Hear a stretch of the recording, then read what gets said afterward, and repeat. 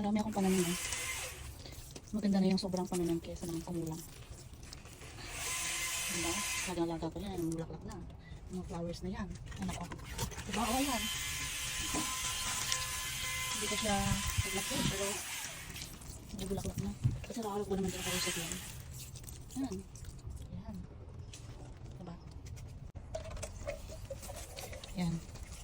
Dami natin natin dito. Ayan. Ang liit pa lang oh. Sinain na. Kasi nga naman ang squirrel is a family of mouse daw yan. Kaya test yan sa ating mga pananim. Ayan. Yan. Maliit pa lang. Pinanahan na ako. Pagulog na ng ating mga halaman. Ayan. Naman na siya. Sili. Actually, puro ito sili. Alam mo kung bakit? Para pag kinain, hindi na kayang kainin. Lalo na yung mga bana. At saka yung friend kong si squirrel. Hindi na kayang kainin po.